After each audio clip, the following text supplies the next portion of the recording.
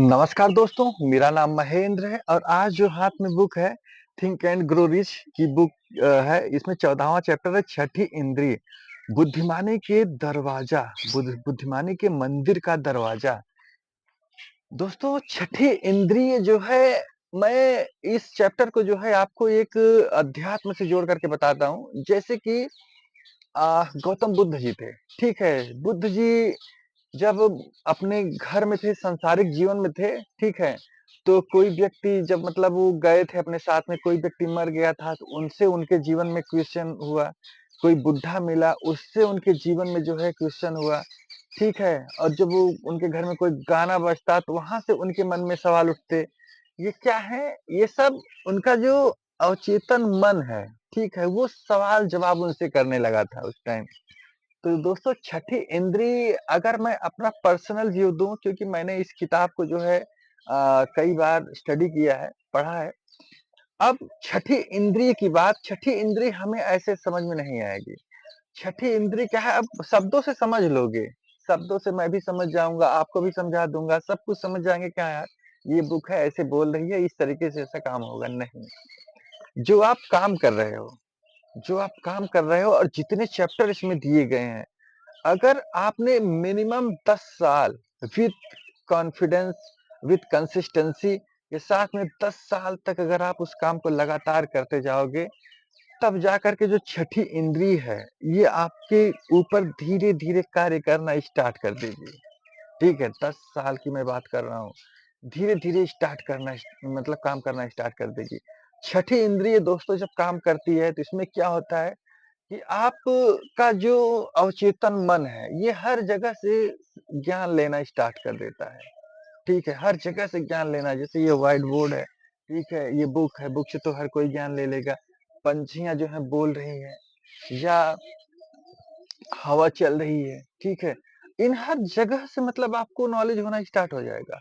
यानी एक ही वे में आपका जो मन है, जो है, ये सारी इंद्रियाँ एक ही जगह पे लग जाएँगी। जैसे सबकॉन्शियस माइंड में हमारे क्या होता है, जैसे हम लोग क्या करते हैं, जैसे हमने बॉडी को टच किया, ठीक है? हम देख रहे हैं, सूँघ रहे हैं, बोल रहे हैं, ये क्या है? ये सब सबकॉन्शियस माइंड है हमारे, सबकॉन्शियस है। सबकॉन्शियस का मतलब क्या होता है? फीलिंग्स। हमें फ़ील हो रहा है उस चीज़ को। जैसे हम कुछ चीज़ खाते हैं, तो कुछ चीज़ खाते हैं जब, तो हमें क्या होता है कि हम सोचते हैं कि यार अगर 8 साल 10 साल बाद अगर वो चीज़ हमें मिलती है, कहीं से भी उसकी खुशबू आ जाती है, तो हमारा जो सबकॉन्शियस माइंड है तुरंत अलर्ट कर देता है कि अच्छा हाँ, ये चीज़ तुमने खाई हुई है। तो क्या हुआ, वो हमारी एक इंद्रिय है, वही उसी को हम छठी इंद्रिय बोलते हैं। और छठी इंद्रिय मतलब सुनने में और समझने में बड़ा आसान है। लेकिन दोस्तों इसका जो यूसेज है, जो इसका यूज़ है, ये बहुत ही टफ है। और इसका यूज़ करने के लिए हमें जो है, जब तक कि हम एक फ्लो ऑफ स्टेट में नहीं पहुँचेंगे। फ्लो ऑफ स्टेट का मतलब ये हुआ कि हम किसी भी काम को मिनिमम 10 साल की मैं बात कर रहा हूँ। 10 साल, क्योंकि इस किताब को लिखने में ही मतलब 25,000 से ज़्यादा लोगों का इंटरव्यू लिया गया था। तब जाकर के इन्हें समझ में आया था। नेपोलियन हिल जो इसके राइटर हैं, तब जाकर के उन्हें समझ में आया होगा, तब इन्होंने लिखी होंगी। तो क्या हम इसे मतलब कि एक बार पढ़ कर के समझ लेंगे? इम्पॉसिबल है, ऐसा कभी नहीं हो सकता। इसलिए छठी इंद्रिय को समझने से ज़्यादा, पढ़ने से ज़्यादा इम्पोर्टेंट है जो भी चीज़ चैप्टर में दी गई हैं, ठीक है? जितने भी अध्याय दिए गए हैं, हम उसका यूज़ अपने जीवन में करना स्टार्ट कर दें। जब हम अपने जीवन में इसे यूसेज में लाना स्टार्ट कर देंगे, तो ये धीरे, धीरे, धीरे, धीरे हमारे माइंड से सबकॉन्शियस माइंड में आएगा और फिर हम इसे जो है लगातार करते चले जाएँगे और फिर हम इसका यूज़ जो है बहुत आसानी से कर पाएँगे, ठीक है?